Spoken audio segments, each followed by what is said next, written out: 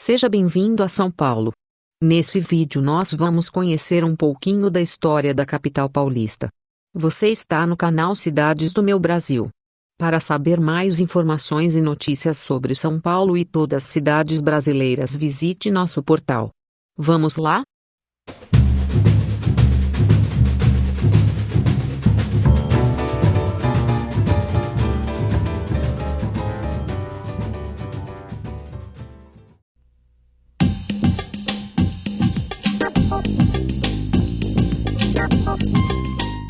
No começo era só uma vila.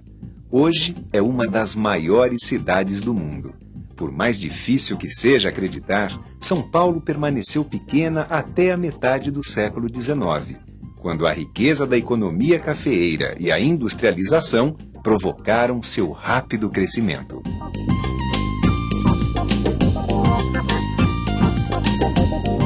Você vai conhecer essa história contada de um jeito bem especial, através da vasta iconografia de aquarelas, gravuras, fotografias, desenhos e outros documentos históricos existentes nos museus e acervos públicos do país.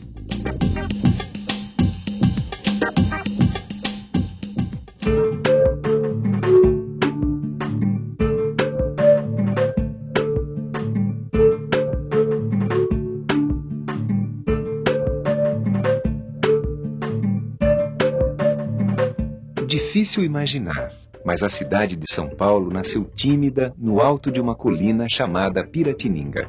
O ano era 1554.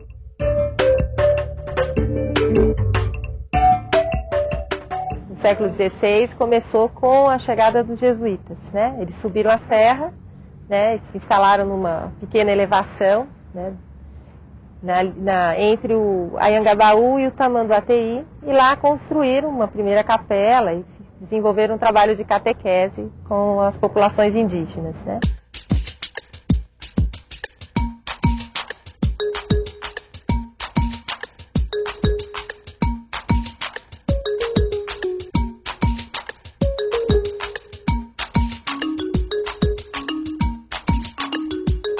Meu nome é Eduardo Ortega.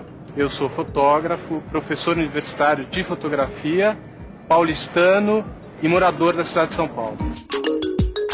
A gente está aqui no pátio do colégio, onde a cidade de São Paulo nasceu. Em todo o território brasileiro, a Ordem dos Jesuítas foi a grande responsável pela catequese dos índios. São poucas as edificações que resistiram ao tempo e ao processo de urbanização da cidade. Este prédio histórico é uma reconstrução. Hoje, no antigo colégio, funciona o Museu Padre Anchieta, uma homenagem ao jesuíta mais célebre do país e fundador da escola. Durante mais de um século, a vila de São Paulo de Piratininga não passava de 3 ruas. A Rua Direita, a de São Bento e a Rua do Rosário. O que caracterizava esse Centro Velho, enquanto construção cidade urbana, é que todas as casas eram casas baixas e principalmente todas elas construídas de taipa. A gente está na Rua Direita, que é a antiga Rua da Direita. Junto com a atual 15 de novembro, antiga Rua do Rosário, e a Rua São Bento, né? Essas 3 ruas formavam o triângulo histórico da cidade. E aqui ficava o comércio da cidade. Aliás, isso continua, né? Quer dizer, a tradição se mantém. Hoje em dia, a juventude de hoje, se a gente pergunta para ela qual é o centro da cidade, eles geralmente olham com muito espanto, porque o centro da cidade de São Paulo não existe mais um centro único, né? Os centros estão dispersos pelos bairros, né? Cada um tem o seu centro de comércio e hoje não existe essa referência de centro.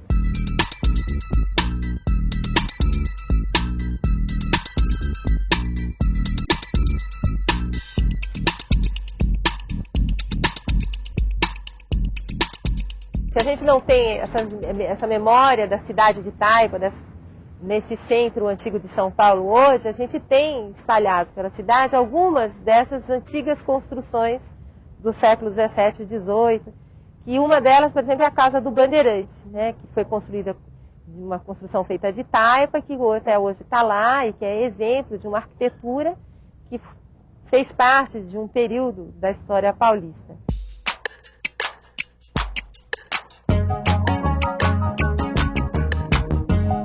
Os bandeirantes, eles entravam, né, pelo território brasileiro com duas finalidades.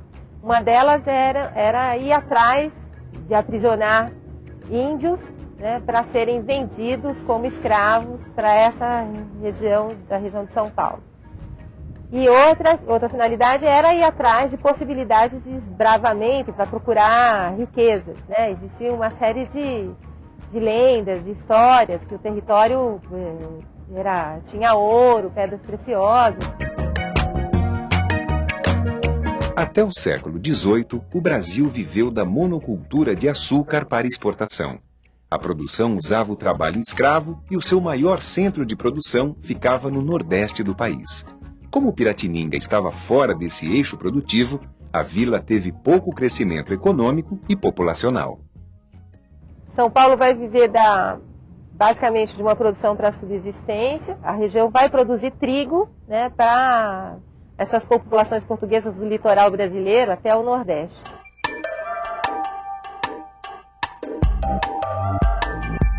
A princípio, a descoberta de ouro em Minas Gerais paralisou ainda mais o desenvolvimento da região. Os paulistas, né, que foram os primeiros a se fixarem na região de Minas Gerais, eles se achavam donos do território e chegaram a entrar em conflitos com os portugueses, com os novos portugueses que vinham atrás, né, do enriquecimento rápido pelo ouro. E esses embates levou a uma série de mudanças, né, da história brasileira e dessa região. A primeira foi a separação da capitania. Era uma grande capitania, Rio, São Paulo, Minas Gerais, uma grande capitania, que foi subdividida, né? Então ficou Rio de Janeiro, Minas Gerais e São Paulo, capitanias distintas. São Paulo foi elevada à cidade em 1711 por conta disso, por conta dessa divisão. E ao mesmo tempo levou a um confronto entre os paulistas e essa nova população portuguesa, que é a famosa Guerra dos Emboabas, né? E que quem acaba perdendo são os próprios paulistas. A situação socioeconômica de São Paulo piorou em 1758, quando o Marquês de Pombal proibiu a escravidão indígena, que era a grande fonte econômica de muitos bandeirantes e mão de obra empregada na economia paulista. Do ponto de vista das populações indígenas, eles foram os grandes destruidores das nações indígenas aqui nessa região. No final do século XVIII, São Paulo passou por um lento crescimento econômico envolvendo sua economia agrícola e a criação de muares para abastecer a região mineradora. O relato de viajantes, como Aires do Casal, feito no início do século XIX, descreve um povoado construído com casas de taipa e de vida bastante bucólica. As ruas são calçadas espaçosas e boas. Os edifícios são de taipa, e como a terra tem grande tenacidade e é bem pilada, duram muitos anos. Outro cronista da cidade imperial, Quider, escreve: as sacadas são os lugares prediletos, tanto de homens como das mulheres, que aí vão gozar o frescor da manhã e da noite, ou assistir à passagem de procissões, ou ainda de qualquer ocorrência que desperte a atenção. Infelizmente, essa cidade antiga, essa cidade de Taipa, hoje não existe mais.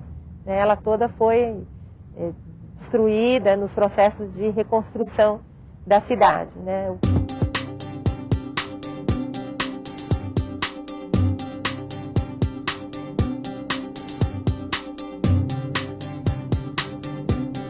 Aqui nesse jardim, Dom Pedro deu o famoso grito proclamando a independência do Brasil. E lá atrás, no museu, hoje em dia está guardado muito da história de São Paulo e do Brasil. Fazer a independência do Brasil era uma necessidade política, econômica e administrativa. O 7 de setembro de 1822 tornou-se uma das datas mais importantes da história do país.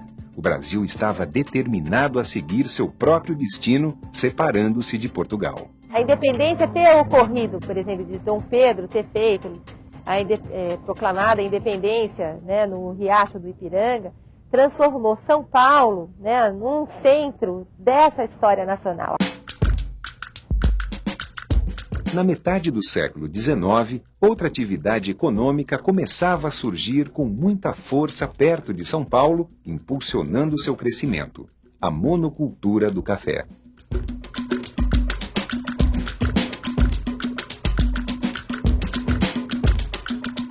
São Paulo vai ter seu cotidiano bem modificado com o crescimento da economia cafeeira, né?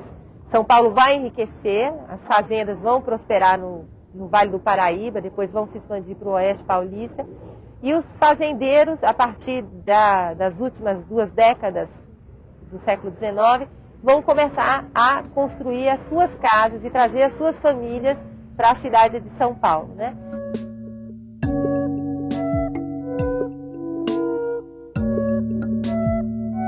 A cidade foi reurbanizada e São Paulo ganhou o Jardim da Luz e mais 2 grandes ruas, a Florencio de Abreu e a Líbero Badaró. O fotógrafo Militão de Azevedo merece atenção especial. Ele registrou as transformações urbanas da cidade na segunda metade do século XIX. Militão de Azevedo é um fotógrafo que veio do Rio, na verdade ele é carioca, ele veio para São Paulo e ele faz a primeira reportagem fotográfica da cidade de São Paulo. E ele está documentando o final da cidade colonial, porque logo depois a cidade começa a se transformar fortemente em direção a uma metrópole que a gente conhece hoje em dia.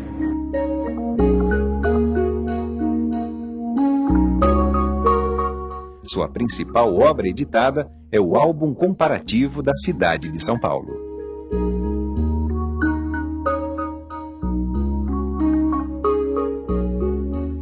Então tem uma importância fundamental para São Paulo, para você ver de onde veio a cidade, como ela era, senão a gente não teria a menor noção.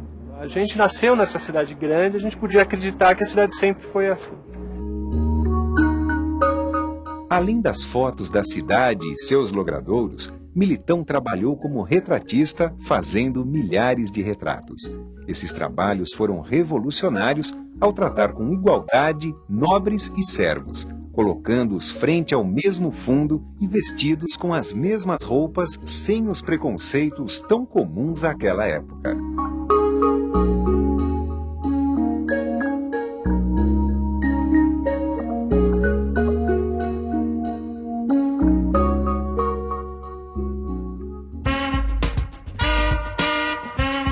Com a riqueza acumulada durante o auge da economia do café, São Paulo prosperou. Foram implementadas linhas de bondes, iluminação a gás, uma estrada ligando o Porto de Santos à cidade e até um pequeno parque industrial. Mas algo já não se encaixava nos padrões capitalistas que estavam surgindo: o trabalho escravo. O Brasil é um dos últimos países que permanecem com uma mão de obra escrava, e permanece até 1888, recebendo inúmeras pressões de vários países do mundo que pressionam para a libertação dos escravos, não só do ponto de vista de direitos, de humanidade, mas principalmente em função de uma economia capitalista que se alimenta com a presença fundamentalmente de um trabalhador livre. São Paulo vai viver esse grande dilema. Como fazer a passagem dessa transição, dessa mão de obra escrava, para uma mão de obra livre? Desde meados do século XIX, alguns fazendeiros começaram a investir na força de trabalho de imigrantes europeus em substituição aos escravos africanos. Em 1888, foi decretado o fim da escravatura. Com a abolição, o governo passou a intensificar a política de imigração.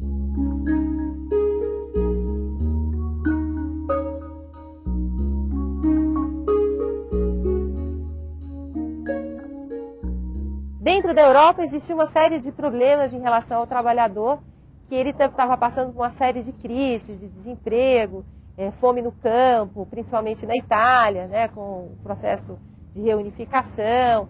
E a Itália vai ser potencialmente um dos países em que essa mão de obra vai se deslocar por necessidade, né, vai ser oferecida essa oportunidade deles virem para a América, enquanto a América sonho, né, de mudança de vida, de enriquecimento, né, e eles vão vir para o Brasil com essa esperança.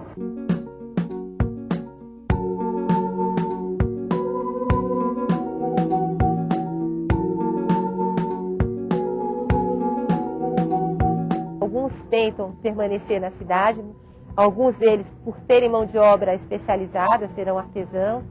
Alguns imigrantes já chegam aqui com capitais e vão ser também os pioneiros em algumas indústrias, principalmente indústrias alimentícias, em São Paulo, né, que é a história, por exemplo, da família Matarazzo, que vão enlatar as banhas, né, e vão vender as banhas, né, e que vão prosperar. E a cidade, com essa presença desses imigrantes, vai mudar. Os bairros que vão abrigar essas populações de imigrantes também crescem, como é o caso do Bom Retiro, né, do Bexiga, que vai para o Bexiga até hoje. É um bairro considerado um bairro de italianos, por conta dessa história da concentração de uma população de imigrantes italianos na cidade de São Paulo. Vai receber também imigrantes de outros lugares do mundo, como muitos japoneses.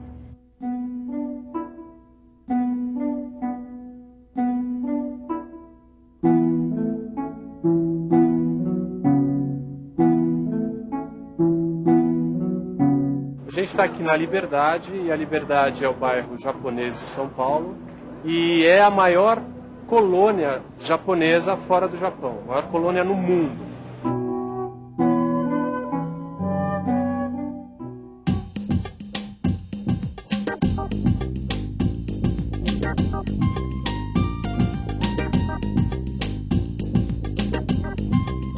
Na passagem do século XIX para o XX, com a crescente industrialização da economia, São Paulo começou a desempenhar o papel de polo industrial do país. Os imigrantes italianos assumiram a liderança da forte e politizada classe trabalhadora paulista. Se fala muito, alguns historiadores registram uma preocupação da própria cidade, que vai considerar que a cidade passa a ser ruidosa, né? Passa a ter uma agitação diferenciada, né, da calma, né, de que vivia antes. Deste período, herdamos importantes espaços, construções e serviços para a cidade. O Teatro Municipal, o Museu Paulista, o Viaduto do Chá, a Estação da Luz, os primeiros automóveis, as praças, viadutos, o telefone e a imprensa. Nos anos 20, São Paulo difunde as ideias modernistas para todo o país através da Semana de Arte Moderna de 1922. É um modernismo que vai contestar o que é ser brasileiro, o que significa a cultura brasileira, rompendo a referência de ser unicamente um padrão ocidental europeu, para ir buscar uma identidade brasileira, né, na mestiçagem, na sua composição de diversidade, e não numa valorização extremada da cultura ocidental europeia. Na década de 30, a cidade passa pelo processo de verticalização que trouxe o primeiro de muitos edifícios, o Martinelli.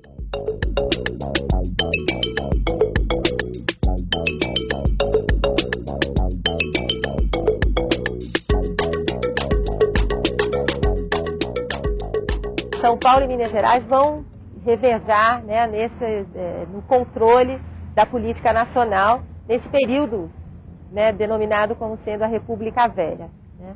São Paulo tem o seu poderio econômico do café, enquanto Minas Gerais tem a grande produção de gado, com a produção de leite. E é exatamente nesse período que ele consegue estabelecer uma série de políticas que vão favorecer a economia cafeeira. O grande símbolo urbano e arquitetônico de todo esse período foi a Avenida Paulista, aberta em 1891.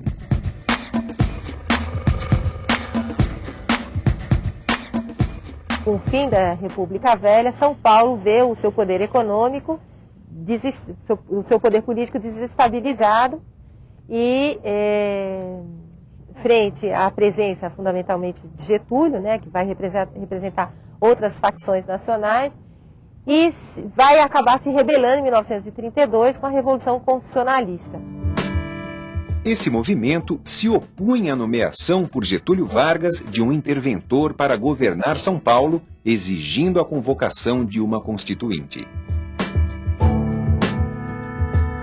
Em 1932, as forças paulistas foram derrotadas pelas tropas do governo federal.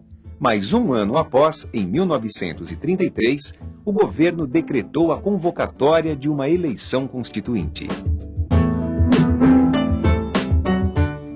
Com o fim da República do Café com Leite e por ter perdido a Revolução Constitucionalista, né, de 1932, São Paulo fica querendo abrir espaços para que pudesse novamente ganhar esferas nacionais, né?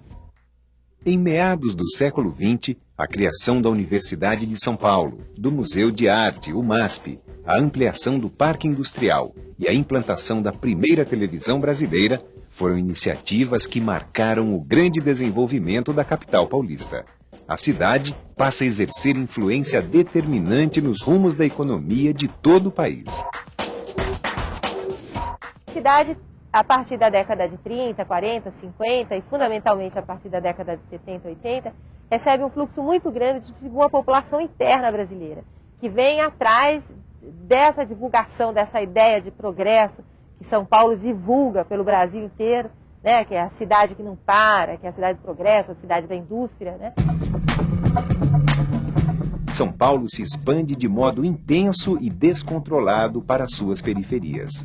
As cidades operárias de Santo André, São Bernardo, São Caetano e Diadema, o cinturão ABCD, são exemplos desse processo desordenado de inchamento urbano.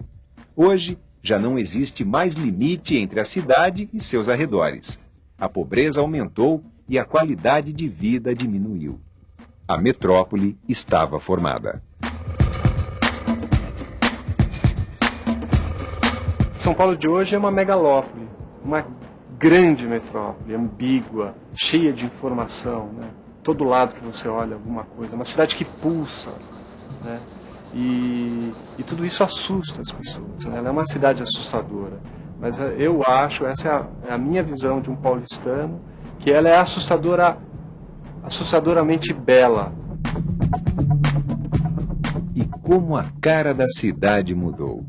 Das casas de taipa dos bandeirantes até os dias de hoje, em que nem se consegue ver o horizonte, muita coisa mudou mesmo.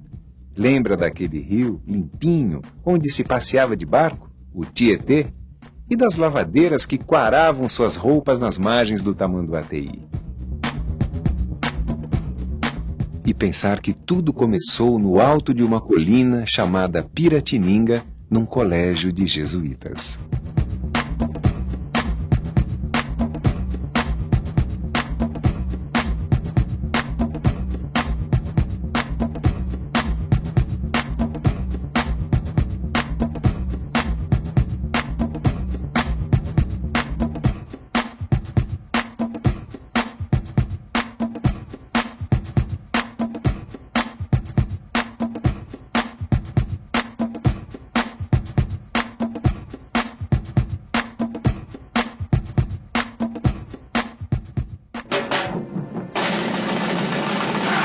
Brasil, um país de todos. Obrigado pela sua companhia, é um prazer ter você aqui com a gente. Deixe seu like, comentário e se inscreva em nosso canal. Até mais.